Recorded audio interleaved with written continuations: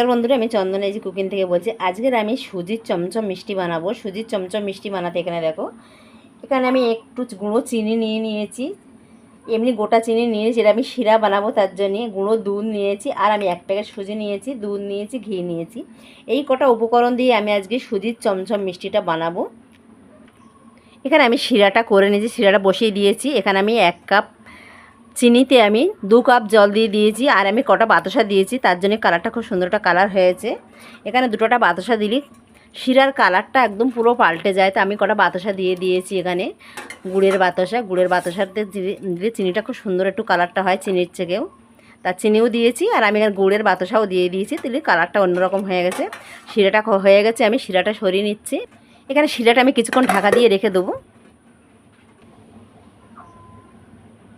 এখানে আমি একটা ননস্টিকের কড়া বসিয়ে দিচ্ছি। কড়াটা কিন্তু আমি গরম করিনি, কড়াটা পুরো ঠান্ডা আছে। আমি প্রথমেই সুজিটা দিয়ে দিচ্ছি। সুজিটা দেওয়ার পরে আমি এখানে প্রথমেই তারপরে দুধটা দিয়ে দিলাম, দিয়ে একটু নেড়ে নেবো। আমি গরম করিনি, গরম করলে এটা দলা পাকি যায়, তার জন্য আমি ঠান্ডার মধ্যেই আমি সুজিটা দিয়ে একটু নেড়ে নিচ্ছি। এবারে গ্যাসটাকে একটু বাড়িয়ে দেবো, দিয়ে সুজির আমি মিষ্টির ডোটা বানিয়ে নেবো।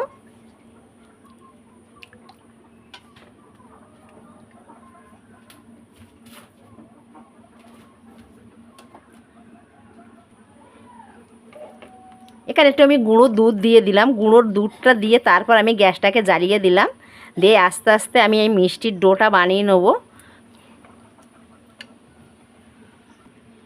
এখানে অনবরত নাড়তে হবে, তলাইতে লাগানো যাবে না, দলা পাকানো যাবে না, একদম গ্যাসটা কমিয়ে রেখে ভালোভাবে নাড়তে হবে। আর এখানে আমি গুঁড়ো চিনিটাও দিয়ে দিচ্ছি। গুঁড়ো চিনিটা দিয়ে খুব ভালোভাবে নাড়তে হবে, নেড়ে নিচ্ছি আমি এখানে। তারপরে একটু ঘি দিয়ে দেবো।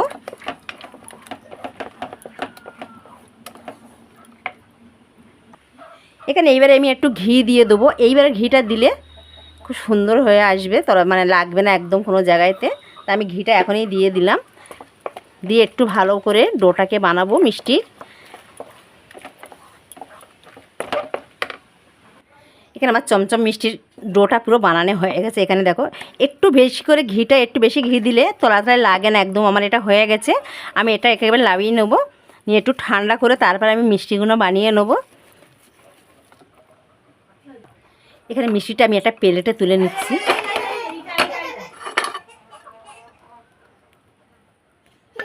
ঠান্ডা করে নেবো। এখানে আমার মিষ্টির ডোটা ঠান্ডা হয়ে গেছে, আমি এখানে একটু ঘি লাগিয়ে নিচ্ছি হাতে, নিয়ে আমি একটু ভালোভাবে ডলে নেবো। একটু ঠান্ডা, একটু হালকা ঠান্ডা আছে, গরম আছে, তাই এখানে একটু ভালোভাবে একটু মাখিয়ে নিচ্ছি। আর এখানে আমি একটু ফুড কালার দিয়ে দেবো,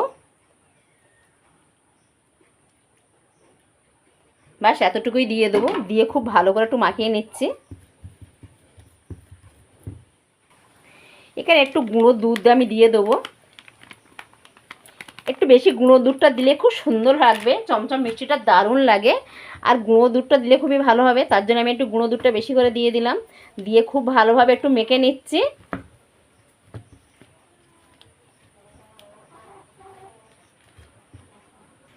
এখানে কয়েকটা আমি এলাচ বার করে নিয়েছি, এলাচের দানাটা আমি একটু দিয়ে দিচ্ছি, দিয়ে একটু চেপে মিষ্টিগুলো বানাবো।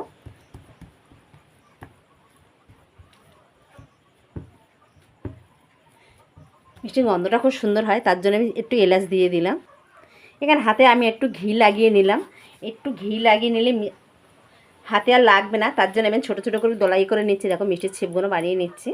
আর এই মিষ্টিটা কোনো জায়গায় ফাটন থাকলে হবে না, খুব ভালো করে মিষ্টির ছেপটাকে বানাতে হবে। চমচম মিষ্টির এগুলো ভালো করে বানালেও খুব ভালো হয়, আর ফাটবে না। তার জন্য আমি ভালোভাবে এটা করে নেওয়া, এরকমই করে নিতে হবে। আমি চমচমের মিষ্টির সাইজগুলো এরকমভাবে বানাচ্ছি। আমি সবগুলো এরকমভাবেই বানিয়ে নেবো। মিষ্টিগুলো পুরো সমান হতে হবে, সমান হলে খুব সুন্দর ভাজা যাবে, তার জন্যই মানে কোনো জায়গায় ফাটবে না, তার জন্য আমি খুব সুন্দর করে সমান করে নিয়ে নিচ্ছি। এখানে আমার সব মিষ্টিগুলো বানানো হয়ে গেছে, আমি এবারে মিষ্টিগুলো ভেজে নেব। এখানে দেখো, সবগুলোই আমি বানিয়ে নিয়েছি। আর এই মিষ্টিগুলো এরকমই হয়েছে, এরকম করে আমি বানিয়েছি। আর এই মিষ্টিগুলো এবারে ভেজে নিতে হবে ভালো করে। বন্ধুরা এখানে আমি একটা কড়া বসিয়ে দিয়ে দিয়েছি, কড়াতে তেলও দিয়ে দিয়েছি। কড়াটা তেলও গরম হয়ে গেছে।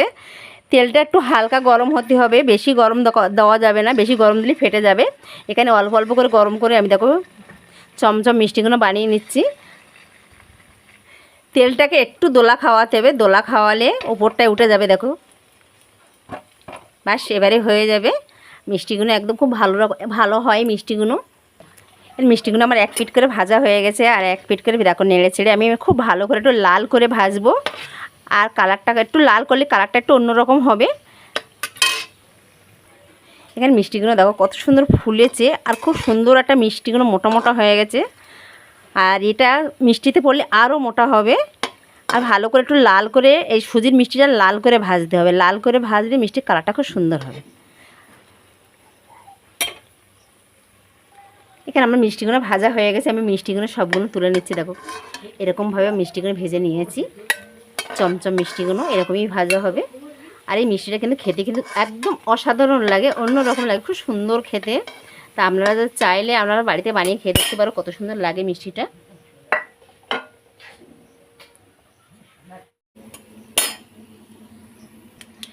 এখানে আমার সব মিষ্টিগুলো আমি ভেজে নিয়েছি দেখো।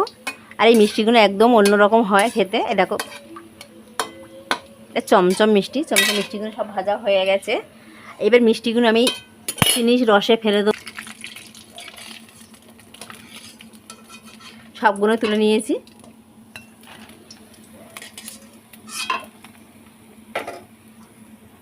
এখানে আমি শিরাটা বসিয়ে দিয়েছি, আর শিরাতে আমি দুটো এলাচের খোলাটা ফেলে দিচ্ছি, আর এলাচের দানাটা আমি নিয়ে নিয়েছিলাম, তা খোলাটা দিয়ে দিলাম।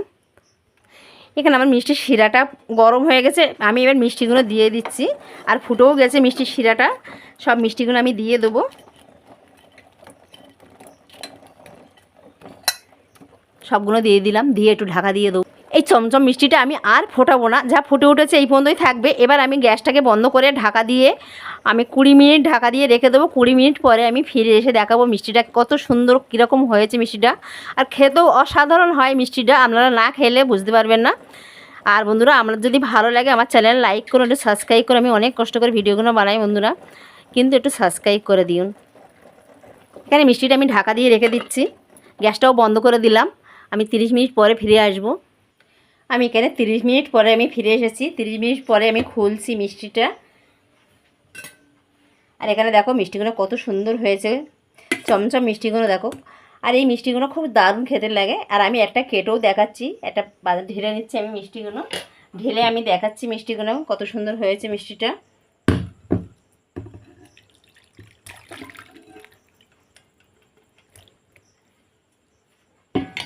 একটা মিষ্টি আমি কেটে দেখাচ্ছি।